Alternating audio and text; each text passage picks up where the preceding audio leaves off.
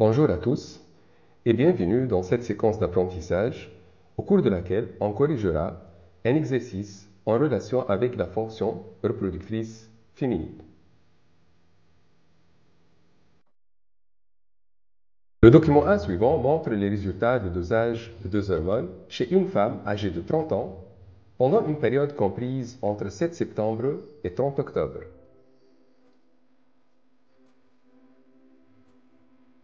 Première question. Identifiez en le justifiant les hormones H1 et H2. Précisez leur origine. 2. Évaluez pour cette femme la durée d'un cycle sexuel normal. 3a. Précisez du 1er au 30 octobre la date approximative de l'ovulation et du début de la menstruation. 3b. Expliquez le déterminisme hormonal de l'ovulation et de la menstruation. Et enfin, petit 4. À partir de l'analyse des courbes, précisez les relations entre les hormones H1 et H2 dans la période comprise entre 4 et 13 octobre, rectangle, entrée discontinue.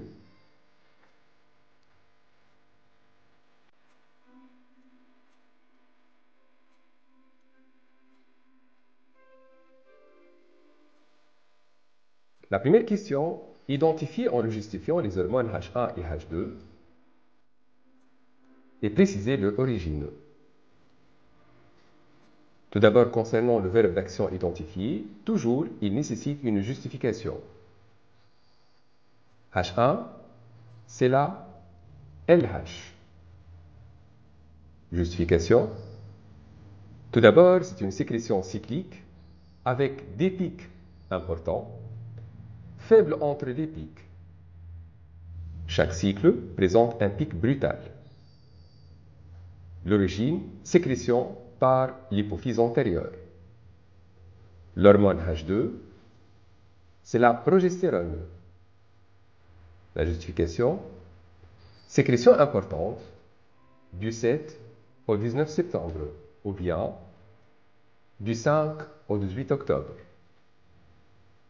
Absence de la sécrétion de cette hormone du 20 au 4 octobre. Cette hormone est sécrétée par le corps jaune.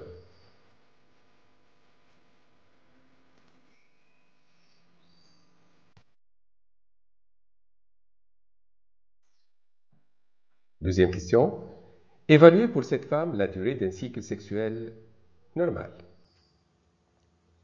La durée d'un cycle sexuel normal est de 28 jours. Elle est de 20 septembre jusqu'à 18 octobre. Du 20 au 30 septembre, il s'agit de 11 jours. 17 octobre, c'est la fin du cycle, et 18 octobre, c'est le début d'un nouveau cycle. Donc 17 jours durant le mois d'octobre et 11 jours durant le mois de septembre. Cette période est de 28 jours.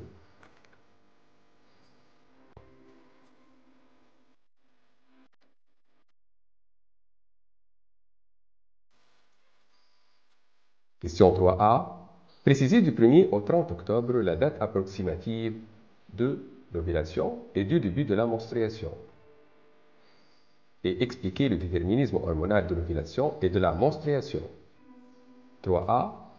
Du 1er au 30 octobre, la date de l'ovulation est le 4 octobre, pic de LH. Le début de menstruation est le 18 octobre, chute de taux de progestérone.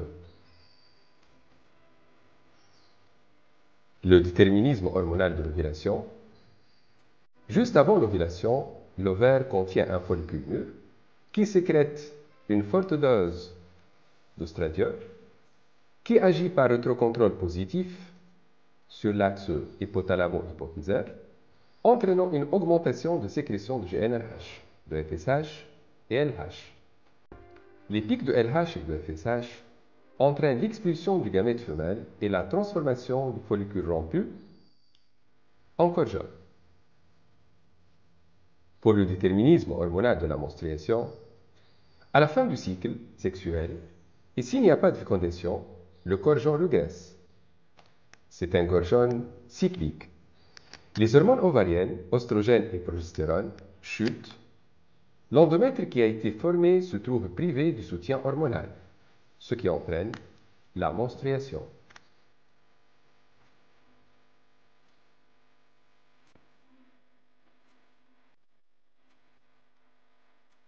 Question 4. À partir de l'analyse des courbes, précisez les relations entre les hormones H1 et H2 dans la période comprise entre 4 et 13 octobre, rectangle, entrée discontinue.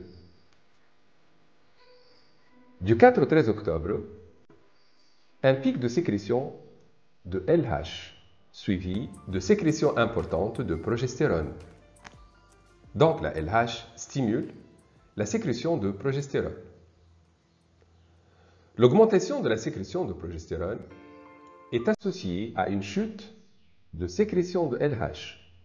Donc la progestérone exerce un rétrocontrôle négatif sur la sécrétion de LH.